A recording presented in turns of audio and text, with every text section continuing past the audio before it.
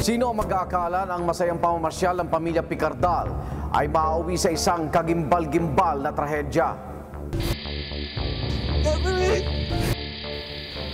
Ang tanging pakay lang ng mag-asawang Gregorio at Geraldine ay matupad ang kahilingan ng kanilang mga anak ng isang masayang Pasko noong 2006 sa isang amusement park. Yung matagpuan ko, pagtawid ko ng ilog, nakita ko yung anak ko, kasakay na. There are regular inspections, but then yung minsan yung strength ng steel, hindi natin nakikita unless it is, brought back to the laboratory, Paliwanag naman na talagang sa kanila yung pagkukulang talaga nung rides. 3 taon na nakalilipas pero parang isang carnival ride ang paghanap nila ng katarungan. Paikot-ikot at walang kinainatnan. Kasi lahat na nakukuha namin yung abogado, kung tutusin, takot talaga. Yun naman sasabi ko. Magandang gabi, ako naman Arnold Glavio, ang mga tanong ng kahapon. Sisiya sa atin ngayon dito sa Case Unclosed.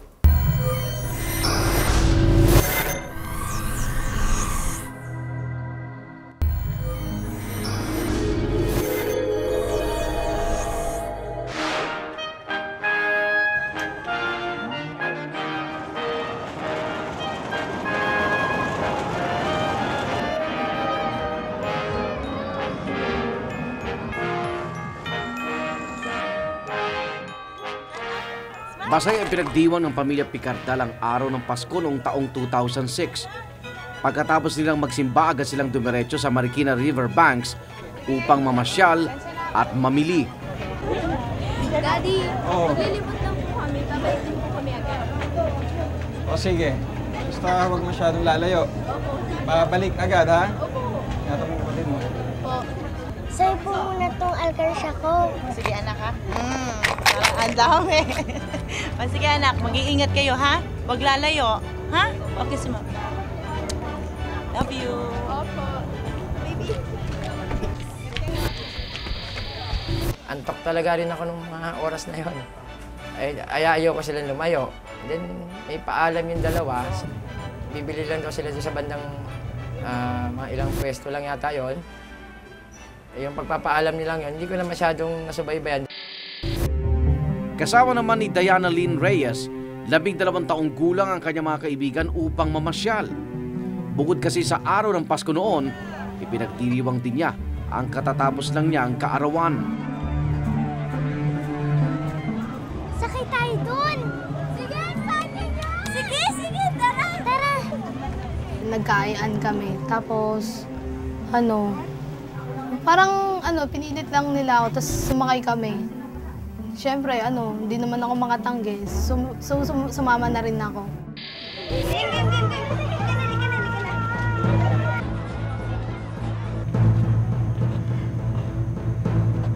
Daddy, nasaan na kaya mga yun?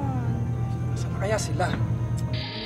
Hindi agad bumalik ang magkapatid na sina Kimberly, 14 na taong gulang, at Catherine, 10 taong gulang.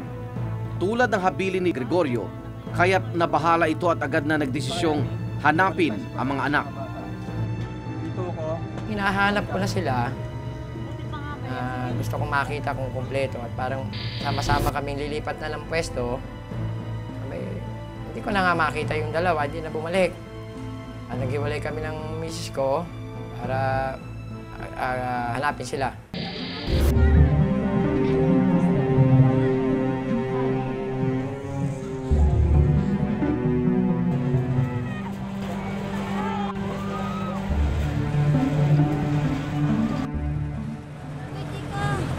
Parang nakakatakot naman sumakay dyan.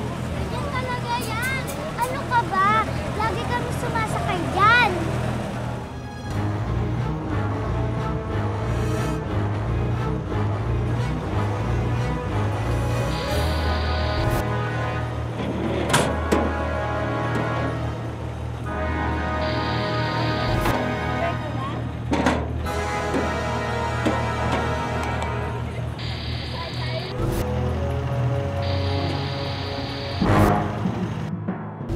Naririnig ko parang kalansing ng mga tornilyo, parang gano'n. Kaya parang nakakatakot talaga siya. Tapos hindi ko na napinansin, parang ganun talaga siya. Nasa isip ko, baka ganun lang talaga. Kaya di na ako nag-react.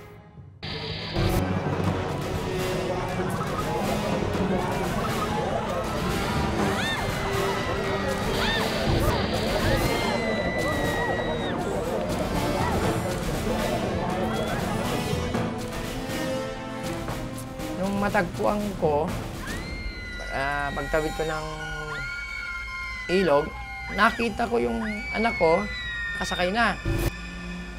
Nakakita ko sila, ang nangyari, pumuslit. Mali ang pagpapaalam. Inaantay ko na nga lang sana bumaba yung dalawa. Ilang sandali pa at ginulat ang lahat ng isang malakas na tunog. Naputo ng isa sa mga bakal ng octopus ride kung saan nakaupo ang magkapatid na Kimberly at Catherine.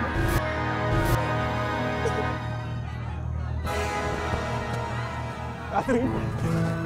Catherine! Catherine! Catherine! Catherine! Habang umiikot ang octopus ride, biglang naputol ang isang bahagi nito na sumusuporta sa upuan ng mga pasahero.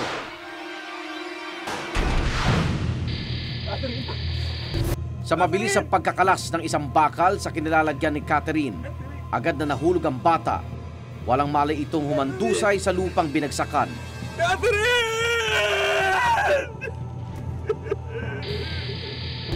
Samantalang ang kapatid niyang si Kimberly ay tumilapo naman sa di kalayuan, kasama ng 6 na iba pang mga biktima. Ilang oras matapos isugod sa ospital si Catherine, binawian na rin siya agad ng buhay dahil sa labis na pinsalang kanyang natamo.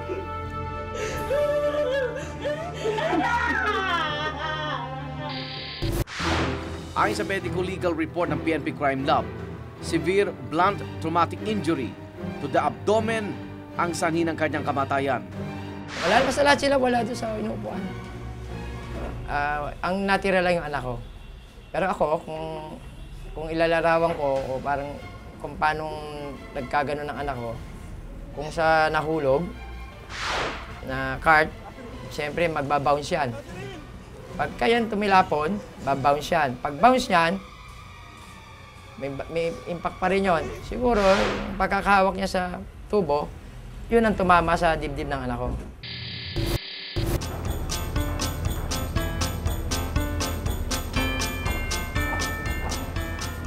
Hindi naging madali para sa pamilya ni Catherine ang biglaan niyang pagkawala.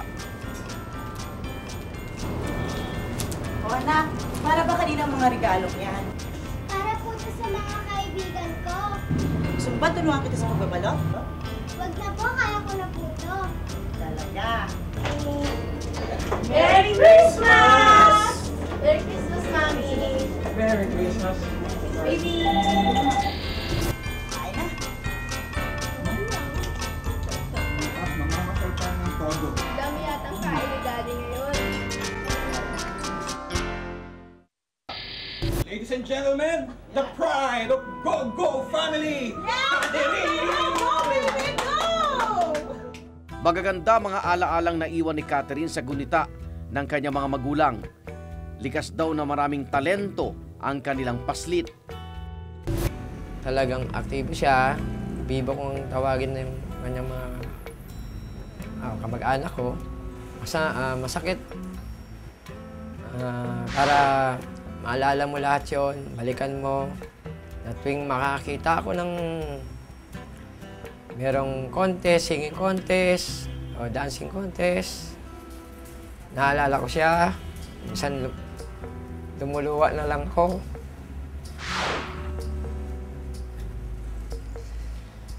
Mahirap. Yun lang, masabi ko na nangungulila ako sa anak ko. Hindi man kasing saklap ang sinapit ng isang biktima na si Diana Lynn Reyes, lubos na nakaapekto sa kanyang buhay ang nangyari. Nagkaroon ng fracture ang kanyang kaliwang tuhod at pansamantala rin siyang natigil sa pag-aaral. Napakasakit po. Dahil nag-iisang anak lang ho namin yun, tapos nagkaganyan. Masakit po sa amin yun. Halos 2 buwan siyang nakahiga lang siya dyan. Dyan lahat-lahat kumakain, naliligo. At saka lahat-lahat po dyan. Mahirap po sa kalooban namin yun. Siyempre po, hindi naman siya namin pwedeng iwanan dito. Hindi rin namin kaya magbayad ng mag-aalaga sa kanya, di ba? Ayon pa kay Gemma, hindi man lang nagbigay ng kahit anong suporta ang may-ari ng karnabal. Basta sabi na magbibigay daw silang 10,000 tapos dadagdagan na lang daw ng konti, ganun. Hintayin ko daw yung pambayad dun kasi dinala ko siya sa orthopedic. Marikina orthopedic. Hintayin ko raw yung pambayad dun sa bill ko nung araw na yun. Pero naghintay po ako, wala naman po silang binigay. Nabot ako ng gabi doon. Ayon sa pamilya ng mga biktima, responsable sa nangyari ang lokal na pamahalaan ng Marikina. Ito ang nagbigay ng permit para makapag-operate ang naturang karnabal. It's really an accident, This siguro hindi masyadong strong anymore yung pinaghahawakan ng arm and yun ang kumalas. There are regular inspections, but then yung minsan yung strength ng steel hindi natin nakikita unless it is brought back to the laboratory. Ang lubos sa pinagtatakapan ni Gregorio, paano nakalusot sa City Hall ang ganong klase ng octopus ride? Sa disenyo pa lang ng octopus, hindi ako gagawa ng ganong klaseng octopus. Bibigay at bibigay talaga yun. Kasi ang octopus, 2 cart lang yan. Para gawin mong 4, mabigat yan. Subalit base sa permit na ibinigay ng City Hall, wala silang pananagutan sapagkat nakasaad din sa nasabing permit ang kondisyon na kung sakaling magkakaaberya sa operasyon ng karnabal, tangi ang may-ari nito ang dapat managot. Paniwala ng pamilya ng biktima, hindi natatapos ang responsibilidad ng lokal na pamahalaan sa pag-i-issue ng permit. Tungkulin din nilang tiyakin ang kaligtasan ng mga parokyano sa lahat ng pagkakataon. Ito rin ang paniwala ng AKAP Bata Incorporated, isang NGO na nangangalaga sa kaligtasan ng mga bata. Bakit kailangan mag-issue ng permit kung walang mananagot? Doon naman sa mga nagbibigay ng permit, I hope na i-assure nila na talagang safe yung mga amusement park. Dahil itong mga batang to, kawawa naman, wala silang paraan para ipagtanggol ang kanilang sarili. Gusto lang nilang magsaya kaya sila pumupunta sa amusement parks. Sinubukan naming kunin ang reaksyon ng lokal na pamahalaan ng Marikina ukol sa issue. Subalit tumanggi sila magbigay ng panayam. Dismayado ang AKAP Bata Incorporated sa kawalan ng kaukulang batas na magbibigay proteksyon sa kaligtasan ng mga bata na sumasakay sa mga rides.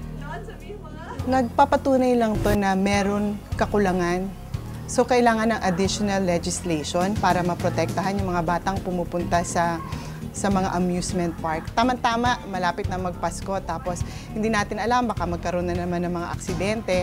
Walang batas na nagpoprotekta sa kanila. Walang malinaw na kaparusahan para dun sa mga operators at para dun sa mga nag-issue ng permit. Base sa isinagawang investigasyon ng Marikina Police, responsable sa nangyari ang nangangasiwa ng karnabal. Paliwanag naman na talagang may sa kanila yung pagkukulang talaga nung rights. Nangyari po dyan, yung mga may alam, yung nakakaalam ng mga rights na yon, atin po dinala sa piskalya at in-inquest po sila roon. Kasong reckless imprudence resulting in homicide and multiple serious physical injuries ang kasong isinampa sa manager na si Elmer Esguera, 36 na taong gulang. Operator ng ride na si Antonio Magas, 51 taong gulang, at assistant operator na si Jeffrey Magas, 20 taong gulang. Magtatatlong taon na mula na maisampa ng pamilya ng mga biktima ang kaso laban sa mga akusado. Subalit hanggang ngayon ay hindi pa rin formal na naumpisahan ang pagdinig. Medyo makupad. Medyo makupad ang takbo ng kaso. Pero hindi ko naman yan pwedeng pabayaan. Makailang ulit nang naantala ang hearing, hindi tuloy maiwasan ng pamilya ng mga biktima na magduda sa sistema ng hustisya. Minsan wala po yung abogado nila, kaya reset po, ganun. Lagi na lang reset. Hindi namin alam kung bakit. Nawawalan na nga po kami ng pag-asa eh. Tinatamad na rin po kami sa kaso. Naisip namin parang wala na, ganun. Nahihirapan na ho kami. Napapagod na, naaabala. Pero ayon sa abogado ng mga akusado, hindi sila ang ugat ng pagkakaantala. In this case, the failure lies on the complainant. The complainant failed to coordinate with the prosecutor. In fact, the court has directive to ordering them to coordinate with the prosecutor so that the initial presentation of evidence. Ang apekto nito, kung ito man ay nadidelay, it is the accused in violation of a Speedy Trial Act. So wala pong katotohanan ang sinasabi na kami naging dahilan ng pagkaantala ng prosecution ng kaso. 3 beses nang kumuha ng abogado ang pamilya Picardal. Ngunit tila naging biktima silang muli nang ang mismong tagapagtanggol ang siyang hindi sumisipot sa mga naitakdang pagdinig. Kung nandun kami sa hustisya, pag pumupunta kami ng hearing, lagi kami talo. Nandun lang kami sa gilid, wala kami abogado. Kasing abogado namin, tatawagan namin, lagi naka-off ang cellphone. Tapos alam mo naman niya yung mga dates, kung ang mga time. Tapos pag tinatawagan namin, on the way na raw, hindi naman daw. Eh bago naman namin siya kinausap naman namin siya na siya maging abogado. Hindi ko alam kung bakit. Paniwala ng pamilya Picardal, tila nabayaran ng abogado nila para walang kahantungan ng kaso. Kasi lahat na nakukuha namin yung abogado, kung tutusin, takot talaga. Yun naman sasabi ko. Parang merong hindi maganda nangyayari. Kahit anong bayad namin sa abogado, wala naman nangyayari. Inuuto-uto lang yata kami. Definitely walang kinalaman ang abogado ng akusado doon sa mga abogado ng nagrereklamo. Pagbubunyag ni Geraldine, tinangka umano silang aregluhin ang akusadong si Elmer Esguera. Ang kapalit, iurong nila ang demanda. Sasabihin ko na yung presyo, 100. Insulto kami noon. Saka hindi ko naman pinagbibili ang anak ko, yung kamatayan ng anak ko. Kung buhay lang siya, mas higit pa ron. Tulad ng pamilya Picardal, inalok din ng pera si Gemma. Hindi niya tuloy maiwasang matukso na tanggapin ang alok dahil sa usad pagong na takbo ng kaso. Parang gusto ko na rin makatakas dito. Parang sawang-sawa na rin po ako eh. Parang ayoko na po. Hindi pa masyadong yung desisyon ko. Nagdadalawang isip ako. Siyempre po, nahihiya rin ako kay Picardal. Dahil kahit sila po yung nag-aano ng abogado namin. Dahil kami, hindi naman po namin kaya. Sila po yung nagbabayad ng abogado.